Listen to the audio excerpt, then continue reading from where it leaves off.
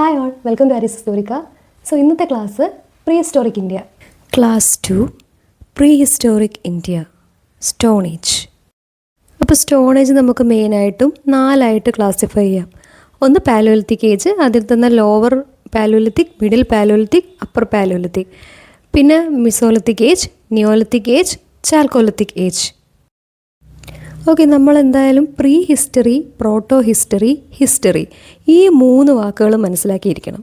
അപ്പോൾ pre history എന്ന് പറയുന്നത് റൈറ്റിങ്ങിൻ്റെയൊക്കെ ഇൻവെൻഷന് മുന്നേ ഉള്ള കാലഘട്ടം. ആ കാലഘട്ടത്തിൽ വരുന്നതാണ് സ്റ്റോൺ ഏജ് എന്ന് പറയുന്നത്. ഇനി പ്രോട്ടോ ഹിസ്റ്ററി, അതായത് പ്രീ ഹിസ്റ്റോറിക് പീരീഡിനും ഹിസ്റ്റോറിക് പീരീഡിനും ഇടയ്ക്കുള്ളൊരു കാലഘട്ടമാണ് ഈ പ്രോട്ടോ ഹിസ്റ്റോറിക് പീരീഡ് എന്ന് പറയുന്നത്. അത് കഴിഞ്ഞിട്ട് വരുന്നതാണ് ഹിസ്റ്റോറിക് പീരീഡ്, ഈ പറഞ്ഞ റൈറ്റിംഗ് ഒക്കെ വന്നതിന് ശേഷം, അതായത് വേദിക് പീരീഡൊക്കെ. ഇനി പാലോലിത്തിക് ഏജിൻ്റെ സബ് ഡിവിഷൻസ് നമ്മൾ ഓൾറെഡി പറഞ്ഞു.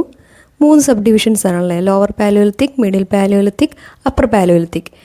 ഇതിൽ നമുക്കറിയാം അവർ യൂസ് ചെയ്ത ടൂൾ ടെക്നോളജി എന്ന് പറഞ്ഞാൽ ഹാൻഡ് ആക്സ്, ക്ലവേഴ്സ്, ചോപ്പേഴ്സ് ഒക്കെയാണ്.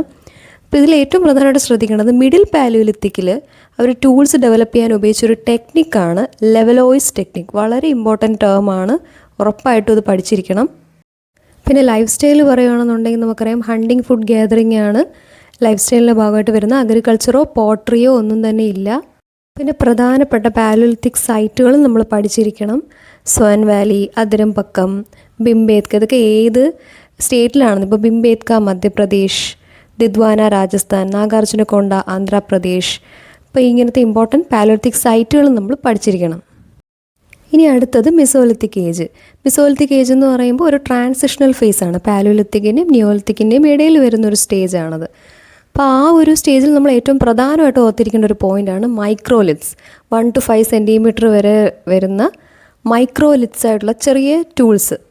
അപ്പോൾ മൈക്രോലിത്സ് ആണ് ഈ ഒരു കാലഘട്ടത്തിലെ ഇമ്പോർട്ടൻറ്റ് ഫീച്ചർ. പിന്നെ ഒരുപാട് റോക്ക് പെയിൻറ്റിങ്സ്, ഇപ്പോൾ ഭിംബേത്ക പെയിൻറ്റിങ്സ്, ഭിംബേത്കയിലുള്ള റോക്ക് പെയിൻറ്റിങ്സ് ഒക്കെ നമുക്ക് ഈ ഒരു കാലഘട്ടത്തിൽ ബിലോങ് ചെയ്യുന്നതാണ്. പാലോലിത്തിക്കിലെയും അവിടെ ഉണ്ട്. പിന്നെ നമ്മൾ കുറച്ച് പ്രധാനപ്പെട്ട മിസോലിത്തിക് സൈറ്റുകൾ ഓർത്തിരിക്കണം. ഭിംബേത്ക, ദംദമ, അദംഗർ എക്സെട്ര. ഇനി അടുത്തതാണ് നിയോലിത്തിക് ഏജ്. നിയോലിത്തിക് ഏജിൽ വരുമ്പോൾ നമുക്ക് ഈ പറഞ്ഞ പോലെ കുറച്ച് എക്സ്ട്രാ ഫീച്ചേഴ്സ് നമുക്കവിടെ കാണാൻ സാധിക്കുന്നുണ്ട്. അഗ്രികൾച്ചർ, പോട്രിയാണ്, പോളിഷ്ഡ് സ്റ്റോൺ ടൂൾസ്, ഡൊമസ്റ്റിക്കേഷൻ, അതുപോലെ സർപ്ലസ് ഫുഡിൻ്റെ storage, agriculture and settled life. അതാണ് ഇവിടുത്തെ ഒരു മെയിൻ ഒരു പാറ്റേൺ എന്ന് പറയുന്നത്. പിന്നെ ഇതിൽ പ്രധാനപ്പെട്ട സൈറ്റുകൾ ബുസാവും, അതുപോലെ ചിറന്ത്, ഹല്ലൂർ, ഇതെല്ലാം പ്രധാനപ്പെട്ട സൈറ്റുകളാണ്. PYQസിലൊക്കെ ചോദിക്കാറുള്ള സൈറ്റുകളുമാണ് ഇതെല്ലാം. ഇനി അടുത്തത് ചാൽക്കോലിത്തിക് ഏജ്. ചാൽക്കോലിത്തിക് ഏജിലാണ് ആദ്യത്തെ മെറ്റൽ നമ്മൾ യൂസ് ചെയ്യുന്നത്. കോപ്പറാണ് ആദ്യത്തെ മെറ്റൽ യൂസ് ബൈ മെൻ. അപ്പോൾ അതിൽ തന്നെ പ്രധാനമായിട്ടും വരുന്നത് Ahar culture, Malwa culture, Jorwe culture, Kayatha culture. ഇനി നമുക്ക് കുറച്ച് പ്രീ ഹിസ്റ്റോറിക് ഇന്ത്യ റിലേറ്റഡ് ആയിട്ടുള്ള PYQs നോക്കാം. So first question, in which area the neolithic man lived in underground pits. ഈ നിയോലിത്തിക് എന്നുള്ള വാക്കും അണ്ടർഗ്രൗണ്ട് പിറ്റ്സ് എന്നുള്ളൊരു വാക്കും കാണുമ്പോൾ തന്നെ ഇതിനകത്ത് നമുക്ക് ആൻസറിലേക്ക് എത്താൻ പറ്റും. സോ ഇതിൽ options Karnataka, Assam, Kashmir, Madhya Pradesh.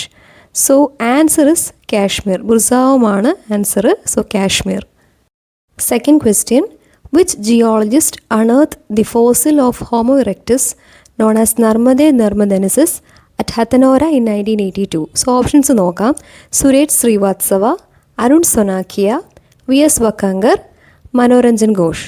Obviously answer Arun സൊനാക്കിയാണ്. വളരെ ഇമ്പോർട്ടൻ്റ് ആയിട്ടുള്ള ഫാക്റ്റാണ്, നമ്മളത് പഠിച്ചിരിക്കണം.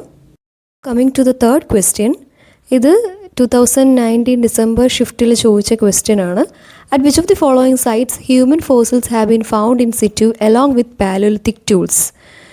ഓപ്ഷൻസ് നോക്കാം. അദംഗർ, ബഗോർ, ദിദ്വാന, ഹത്തനോര. സോ നമ്മൾ നേരത്തെ കണ്ട ക്വസ്റ്റ്യൻ ഇതുമായിട്ടൊരു കണക്ഷൻ ഉണ്ട്. So answer is ഹത്തനോരയാണ്. ഫൈനലി ഇതൊരു ടേബിളാണ്, 4 ഏജസും അത് നമുക്കൊന്ന് വളരെ വ്യക്തമായിട്ട് ഡിഫറൻഷ്യേറ്റ് ചെയ്ത് അറിയത്തക്ക രീതിക്ക് വേണ്ടിയിട്ടാണ് ഇത് കൊടുത്തിരിക്കുന്നത്.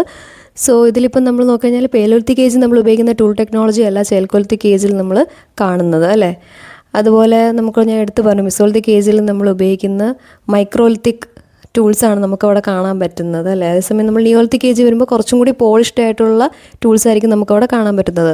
പാലോലിത്തിക്കിൽ നമ്മൾ ഹണ്ടിങ് ആൻഡ് ഫുഡ് ഗ്യാതറിംഗ് ആയിരുന്നു, അത് തന്നെ നമ്മൾ മിസോലിത്തിക്കിലും കണ്ടിന്യൂ ചെയ്യുന്നുണ്ട്. പക്ഷേ നിയോലിത്തിക് ആകുമ്പോൾ നമ്മൾ അഗ്രികൾച്ചർ സ്റ്റാർട്ട് ചെയ്യുന്നു, ഡൊമസ്റ്റിക്കേഷൻ സ്റ്റാർട്ട് ചെയ്യുന്നു. അപ്പോൾ ഇന്നത്തെ ക്ലാസ് എല്ലാവർക്കും ഇഷ്ടപ്പെട്ടെന്ന് വിചാരിക്കുന്നു. നിങ്ങളുടെ ഡൗട്ട്സും എല്ലാം നിങ്ങൾ കമൻറ്റ് സെക്ഷനിൽ പോസ്റ്റ് ചെയ്യുക. ഇനി വരും ദിവസങ്ങളിലെ ക്ലാസ്സുകൾക്കായിട്ട് സ്റ്റേ ട്യൂൺഡ്.